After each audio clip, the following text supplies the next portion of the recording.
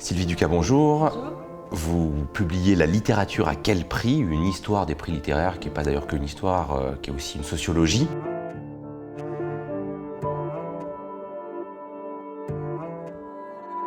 Alors, il y a une sociologue étrangère qui avait écrit un livre il y a quelques années qui s'appelait « La France, nation littéraire ». Je crois qu'elle avait bien compris effectivement à quel point la littérature, c'est quelque chose qui fait partie de notre identité culturelle de manière très forte.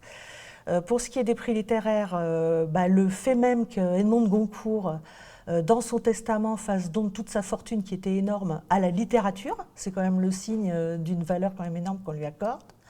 Les débats, les polémiques qu'il y a toujours eu autour des prix littéraires montrent aussi que la littérature a une valeur spécifique dans notre pays. Puis je crois qu'on est le pays, les prix, il ne faut pas oublier que ce sont des avatars dégradés, mais de traditions littéraires très anciennes, les cénacles, les banquets lettrés, les salons mondains, les salons littéraires, et que c'est très inscrit dans notre identité culturelle française.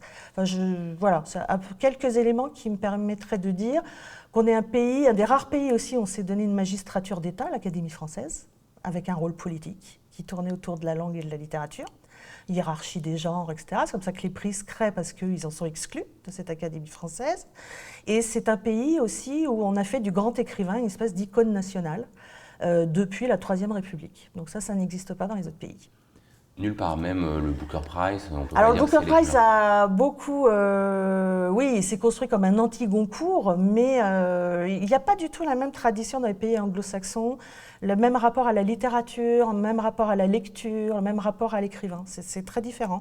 Je crois qu'on est vraiment le pays du panthéon littéraire, des grands hommes, et dans les grands hommes, il y a les grands écrivains.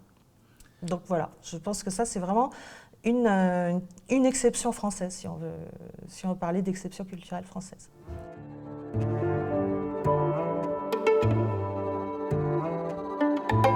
Alors, difficile question. Valeurs littéraires et valeurs marchandes, a priori, elles sont antagonistes. Elles sont antagonistes, il faut quand même le rappeler, dans une représentation très romantique des rapports entre ce qu'un historien du livre très connu, Jean-Yves Mollier, a appelé l'argent et les lettres.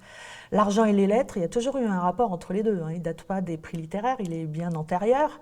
Victor Hugo, avant d'être le grand-père de France et le grand homme qu'on connaît, c'est un auteur de best-seller. C'est un auteur qui a été populaire, qui vendait du livre. Et c'est comme ça ça fait partie de sa notoriété et de son succès, de sa reconnaissance. Donc il y a une vision romantique qui oppose. Et ça a été au cœur de tous les débats et les polémiques qui ont toujours suscité les prix littéraires. Parce que les prix littéraires, ils sont à la charnière des deux. Ils ont une valeur marchande très forte, parce que très très vite les éditeurs, mais c'est pas Edmond de Goncourt qui l'avait prévu. Edmond de Goncourt, lui, il voulait au contraire, c'est un paradoxe, mettre à l'abri les écrivains de l'industrialisation des lettres. Donc il crée une académie. Le prix, il est secondaire à l'époque. Le prix Goncourt, c'est un prix de commémoration d'un écrivain frustré, les frères Goncourt, qui estiment ne pas avoir été vraiment reconnus à leur juste valeur. Mais l'Académie, c'est un magistère d'hommes de lettres qui reçoivent une forte somme d'argent pour ne pas devoir faire des besognes alimentaires dans la presse, c'est-à-dire écrire dans la presse.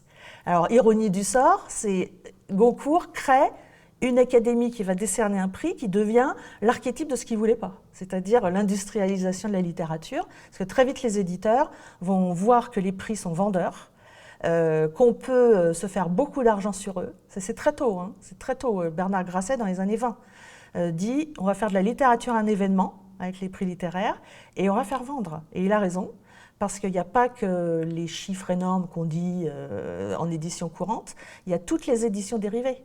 Passage en traduction, livre de poche, club de livres, c'est des sommes colossales. Donc voilà. Donc on entre en fait avec les prix littéraires, quand on étudie leur histoire, comme moi j'ai essayé de le faire, on passe de quelque chose qui était un mécénat littéraire, donc qui opposait très nettement valeur littéraire, valeur marchande, il ne fallait surtout pas être du côté de la valeur marchande, à ce qu'on appelle aujourd'hui les industries culturelles. Les industries culturelles, valeur littéraire, artistique et valeur marchande sont complémentaires. C'est-à-dire qu'il faut en fait vendre, il y a une économie, il y a un marché de la culture aujourd'hui qui fait qu'on ne peut plus opposer de manière aussi radicale. Voilà, l'édition, c'est aussi une édition qui doit être rentable, une entreprise rentable. Aujourd'hui, alors il y a des dérives, on en parlera peut-être, mais aujourd'hui, ce n'est pas scandaleux de dire qu'une entreprise éditoriale, elle a besoin aussi bien de rentabiliser son entreprise que de constituer un fonds littéraire qui ait du sens. Je m'en tiens à la littérature.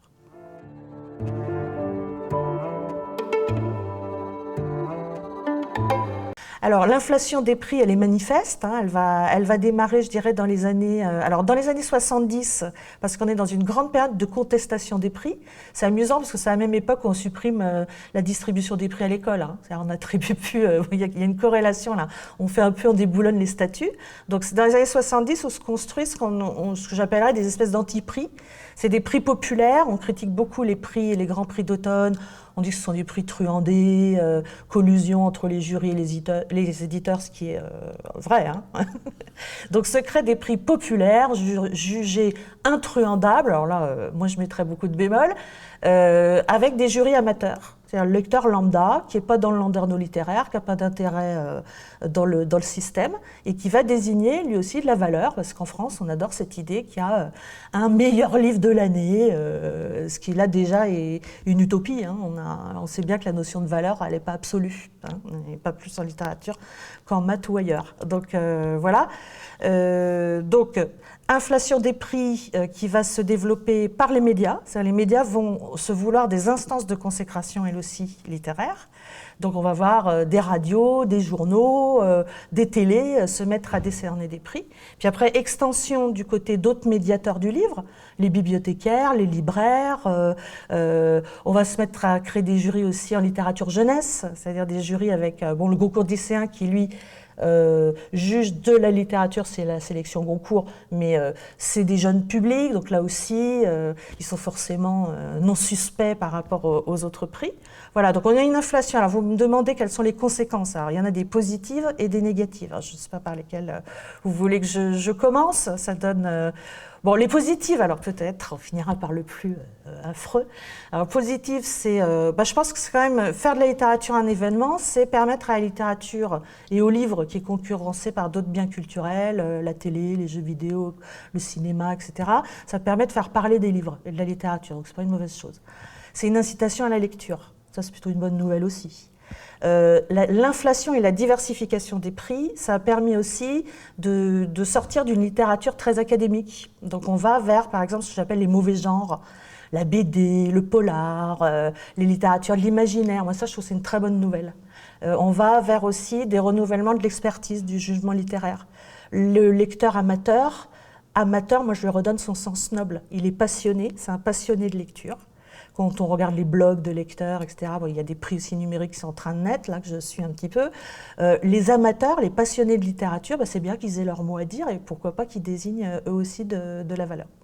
Alors après, autre effet positif, c'est qu'il y a une pléthore éditoriale aujourd'hui qui est énorme. On voit bien là, la rentrée littéraire, même si ça baisse un petit peu, ça reste des centaines de livres. On sait que dans cette centaine de livres, il va y avoir des livres que même les éditeurs appellent les livres mornés, hein, qui ne se vendront pas, ils sont très vite pilonnés. Le point positif, c'est que les prix restent malgré tout une instance de tri. On a besoin d'espace de tri et de sélection pour s'y retrouver dans l'hyper-choix qui est proposé aujourd'hui partout. Ça, c'est les aspects, je dirais, les plus positifs. Dans les aspects négatifs, c'est l'effet normatif des prix. C'est qu'on n'est pas du côté d'une littérature que j'appelle exigeante, une littérature de la modernité, du renouvellement. On est dans une littérature grand public, donc il faut qu'elle soit lisible, il faut qu'elle soit accessible au plus grand nombre. Donc c'est pas dans les palmarès, alors c'est pas de la mauvaise littérature, mais c'est ce que j'appelle une littérature moyenne, lisible, accessible, et qui normalise tout ce qui pourrait être transgressif et un petit peu intéressant. Moi je suis une littéraire, bon voilà, hein, ça aplatit un peu tout ce qu'il pourrait y avoir du côté d'une littérature plus exigeante. Mais cette littérature exigeante, elle a besoin de temps pour trouver son public, pour que les auteurs soient découverts et lus. Le gros effet pervers des prix littéraires comme du phénomène de rentrée littéraire et de l'entrée tout court du marketing en littérature, les saisons, hein, les saisons des pavés de plage l'été, les rentrées littéraires, les beaux livres en fin d'année. L'effet pervers, c'est une uniformisation de la littérature. Évidemment, les éditeurs, ils vont mettre plein de livres sur le marché, mais ils ont intérêt à mettre des auteurs déjà plutôt confirmé ou plutôt du côté du best-seller que du petit auteur inconnu qui risque de rien vendre. Donc on a quand même un effet gênant. Il y a une surmédiatisation littéraire qui est quand même très embêtante. Sur les 550 là, de la rentrée littéraire, on va mettre une focale sur quoi? Sur 20-25, sur ces 20-25 qui ont une chance d'avoir un prix. Et sur ces 20-25, on ne parlera que de la petite poignée qu'aura eu les grands prix qui font vendre, c'est-à-dire pas beaucoup. Hein. Sur les 2000 prix littéraires en France, il y en a quoi? Il y en a 15 qui font vendre, vraiment. Donc effet pervers par ça. Pourquoi surmédiatiser quelques-uns au détriment du plus grand nombre? Effet pervers aussi de ce marketing littéraire, hein, qui ne va pas du côté de l'innovation. On lance beaucoup de nouveautés. Nouveauté, ça ne veut pas dire innover en littérature. On a tendance à avoir des imitations de certains types.